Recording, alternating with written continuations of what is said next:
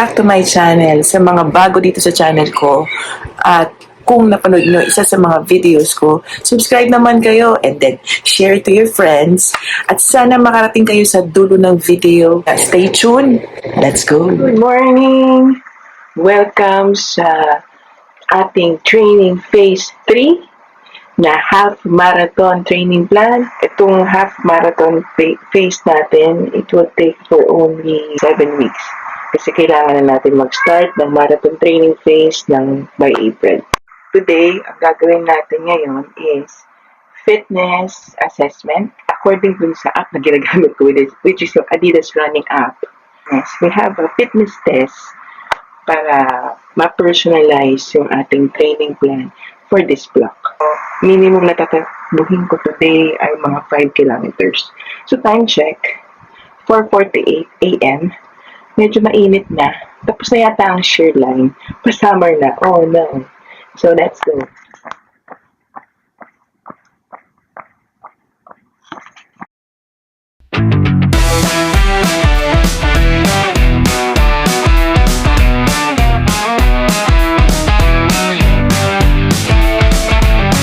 Day 1 ng training phase 3 or half marathon training phase fitness test done.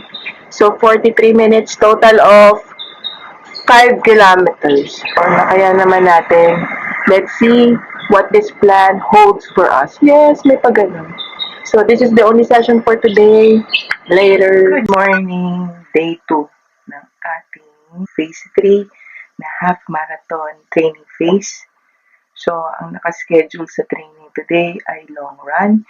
This will last for 50 minutes. So, siguro mga 5 kilometers to. Time check, 4:52 a.m. Let's go.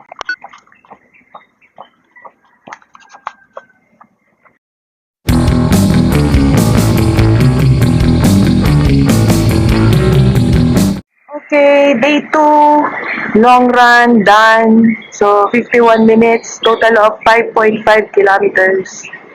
So, hindi ako masyadong nag-give all dito para hindi ako ma-burn out. Kasi mag-i-interval run tayo tomorrow, yun ang nakaschedule. And also, meron ako upcoming race this Sunday. So, nagko-conserve ako ng energy. Tapos magpa-fasting tayo dahil Ash Wednesday today. A blessed Ash Wednesday to all. Later, this is the only session for today. Good morning! Day 3 ng ating training plan 3 or half marathon training. Interval run tayo ngayon. 30 minutes lang to. Hindi ko masyadong ipupush yung sarili ko. So, slow interval run meron man. So, anyway, let's go.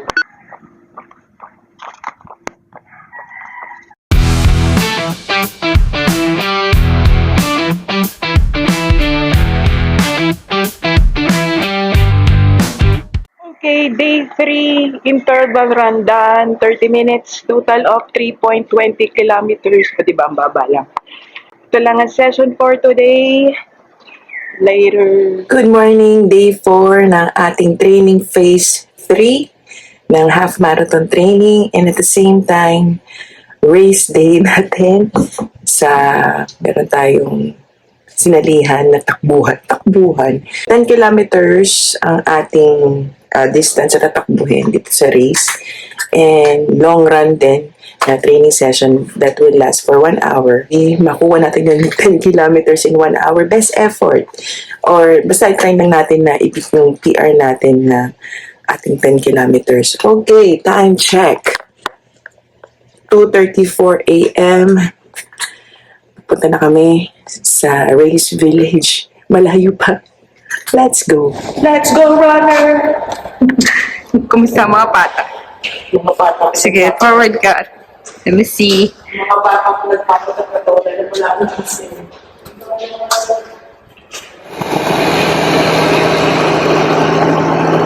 Best part of the race. Free taho and sorbetes. Let's go, runners! Muscles.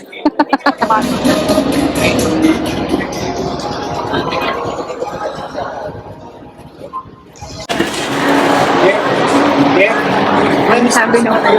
Ayan na, ito. Ngayon, Tawagan mo na. Ngayon na mag-play.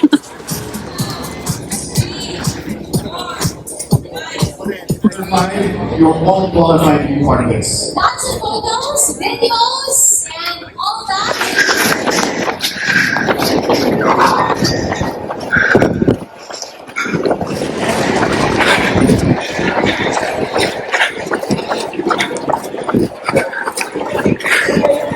Ang taas ng heart rate ko. Ang bilis ko magsimula. So, napikot na ako. 8 kilometers. 2 kilometers to go. Taas pa rin ang heart rate ko.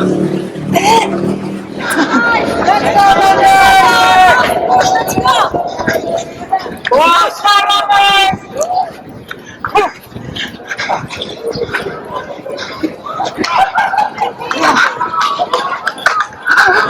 Yan. Hindi natin nagawa mag-sub 1 hour but meron tayong bagong PR for 10. Yay! Wala ako ng dugbag ko. Good morning! Day 5 ng ating training phase 3 or half marathon training plan. So, easy run tayo ngayon, recovery run from Sunday's run dahil medyo napabilis ang ating pacing noon.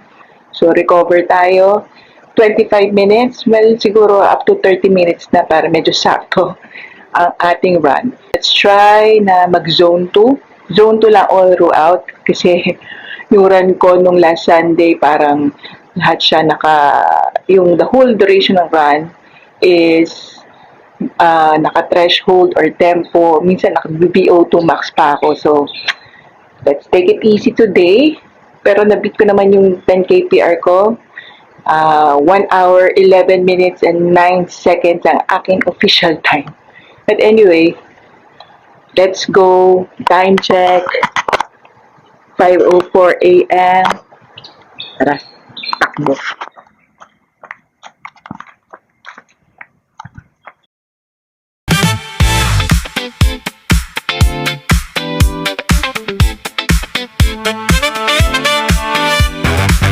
Day 5, easy run done. Total of 32 minutes dahil sinakto ka na ng 3 kilometers ang distance na tatakbuhin today. Bukas naman, iba ang session natin. Hindi ko masyadong burn out. So, recover pa tayo. Ito lang ang session today. Later. Good morning. Day 6 ng ating training phase 3 or half marathon training plan. Ang session for today ay interval run. This will last for 50 minutes. Time check, that's 4:52 a.m. Warm up na tayo. Let's go.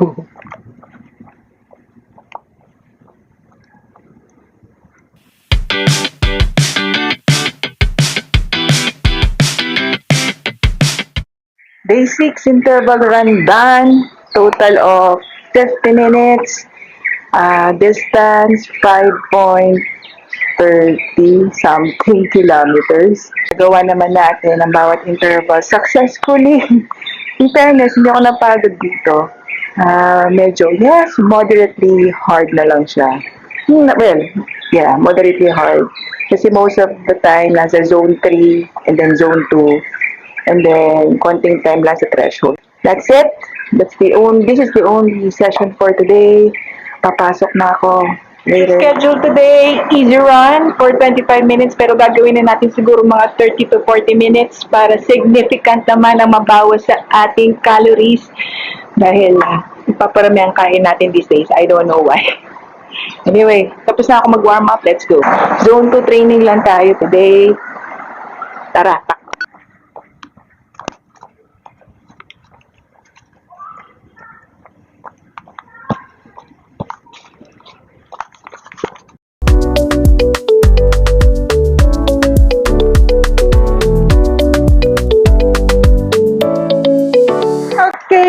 That's it, day 7 done. Easy run. Total of 51 minutes.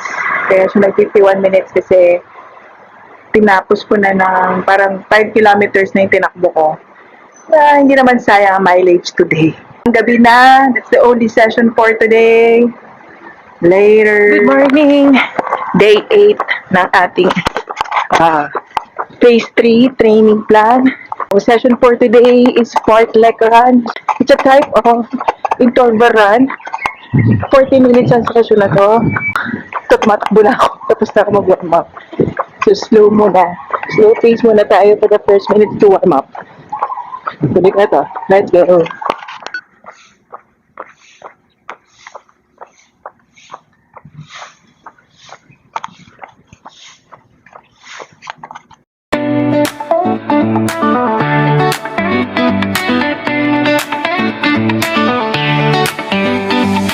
Okay, day 8, fartlek run done. 40 minutes, total of 4.33 kilometers. Hindi ko na sinagat ng 5 kasi tatakbo pa tayo bukas hanggang Sunday. So, tinakbo ko to kasi iniskip ko tong session na to. Nung dapat to, supposedly itong session na to, Sunday. So, iniskip ko siya. Yeah, we're paying for it. So, this is the only session for today. Later. Okay, day 9 ng ating training plan. Phase 3.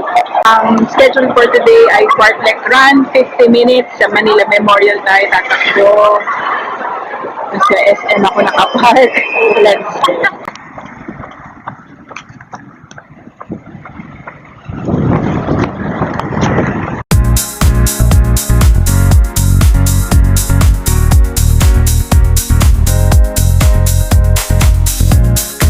Day 9, fartlek run done. 50 minutes ang duration niya. Total of 5.79 kilometers ayon sa aking Amazfit 5 watch. So, hapon na magsasara itong Manila Memorial ng 6 p.m. Buti, hindi ako naabutan ng So, binilisan ko na. Okay. Ito mga tricycle, hindi nyo ako maririnig eh. So, as I was saying, binilisan ko na. Kaya mostly ang nasa zone 3 and threshold zone ako, which is zone 4. And then, nag-hit din ng tempo ng zone 5 yung aking heart rate. But anyway, nagawa naman natin yung pinapagawa ng training ngayon ng mga comfortable pace for a long period of time. Merong 5 minutes interval na comfortable pace, meron ding 3 minutes interval. I'm happy with the training today. So, yun lang. Bukas ulit. Later. Training day 10 ng ating training phase 3 or half marathon training plan. Kung nakarating ka ngayon sa video na to, baka pwede mo naman mag-subscribe ka dito sa aking channel. Diba, tama ba Tagalog ko? So, pwede naman mag-subscribe ka dito sa channel ko. And then, share it to your friends. At sana mapanood mo hanggang dulo tong video.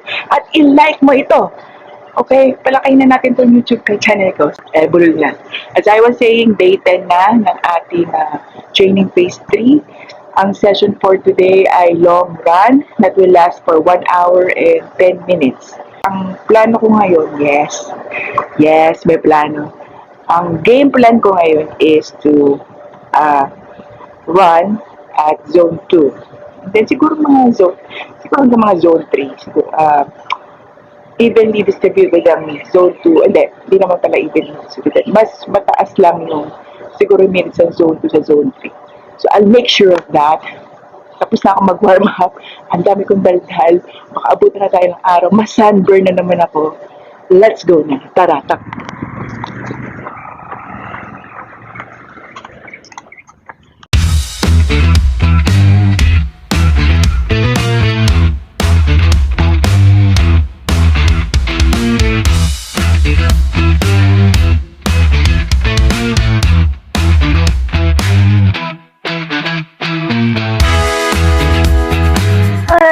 Day 10, long run, Sunday done. Total of 7.10 kilometers for 1 hour and 10 minutes and 7 seconds. Hindi ko naman nagawa today yung mas madami yung minutes ng zone 2. Mas madami pa rin yung minutes ng zone 3.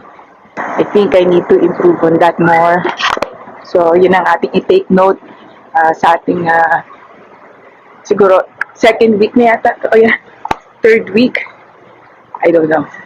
Basta next week, take note natin yan next week na i-improve natin yung zone 2 duration natin. Kailangan kasi natin yan para yung aerobic pace medyo ma-improve natin para mas mag-last tayo longer, especially sa race.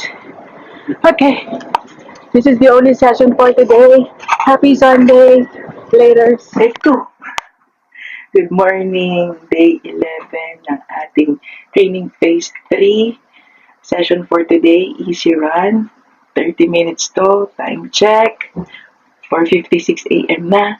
Tara, takbo.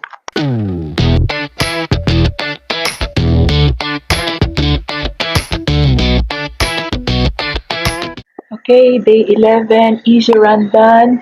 30 minutes, total of 3.05 kilometers. So, easy lang tayo. Zone 2 lang talaga. Purely zone 2 running ang ginawa ko today. Kasi bukas mag-interval lang tayo. So, yun nga, ayaw ko naman na i-burn out ang aking sarili. So, let's make our easy days easy. So, this is the only session for today. Later. Good morning! Day 12 tayo ng ating training session phase 3. Ang session natin today ay fartlek run that will last for 52 minutes. Let's take it easy kasi nag-rest day tayo kahapon. Huwag na tayo madaldal. Tara, takbo.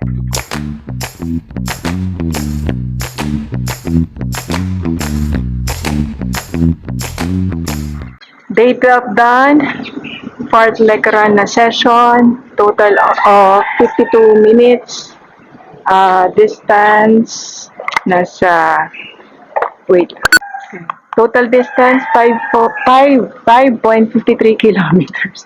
Bulol ako. Anyway, this is the only session for today. Bukas, 2 session tayo dahil nag-rest day ako kahapon. Supposedly, dapat tatakbo pa ako. Pero easy run lang tayo bukas sa afternoon. So, morning strength training tayo. So, yun lang. Later. Okay, day 13 ng ating training phase 3. Session for today, easy run lang tayo. So, alam na this, zone 2 training lang. I will make sure na zone 2 training lang. And it will just last for 30 minutes. Hindi ko masyadong papagurin yung sarili ko para lang ako naglalakad. Tara, takbo. Daming daldal.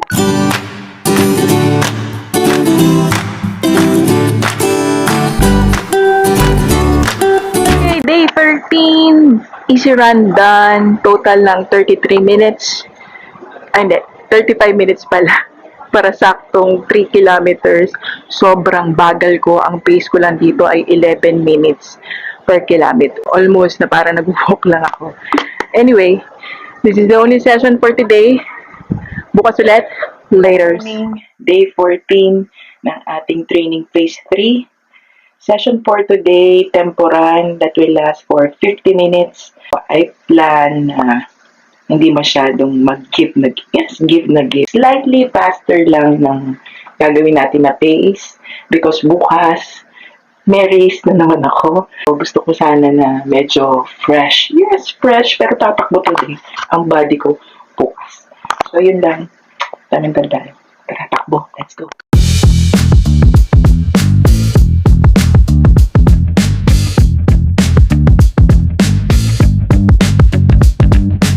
Okay, day 14, tempo run done. Total of 50 minutes. Distance, 5.26 kilometers. So, medyo slow. Kasi nasa comfortable pace lang yung tempo run natin today.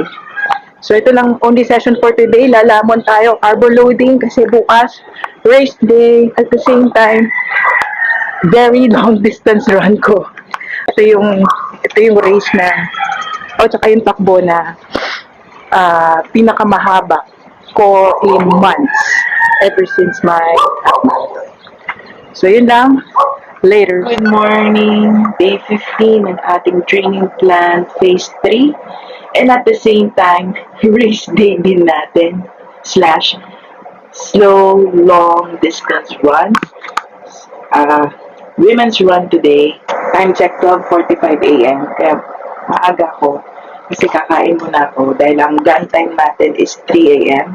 Kailangan natin kumain kasi baka feeling ko para ako nag-half marathon today. Dahil 16 kilometers ang ating tatakbuhin. So this will be the longest distance that I will run for months. ever since, I think, mga October last year. So help me God. Kaya dapat meron tayong kahit ay saging, natin saging, electrolytes, yun ang ating pitik. And then, kahit tayo ng siguro 2 piraso ng wheat bread with peanut butter. And of course, kailangan natin ng supplement, NRG ng Herbalife. And kahit konting caffeine lang, not much. Just coffee with sugar and iced coffee ng Starbucks. Kakain na ako. Alas na kami dito mga 1:30 a.m. dahil assembly time doon at 2 a.m. pero maghanap kami ng parking. So, You will find all along the race route. Do not please hesitate to approach them for any help. And again, as we have always 5 kilometers na. Let's go. Rizal Park na. Taas naman pala ang highway ko. I can't run slow, no? Let's go, let's go.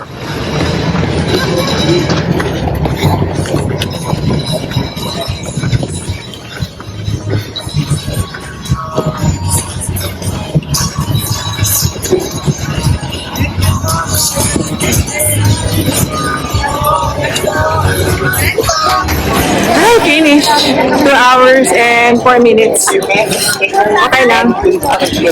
Wala pa kasi ako dito sa training block na to. But I will make sure sa half Mary ko, I'll be faster. Kuha muna ako ng big bag. Tsaka ng mga freebies. Bukod sa medal, ang importante sa finish line, sagay, at burger, at mga freebies. And that's it for today's episode. Thank you for watching. Subscribe naman kayo. At sana nakarating kayo dito sa dulo ng video. Samahan niyo ako sa mga susunod pa na episode. Keep safe and stay healthy. Ciao.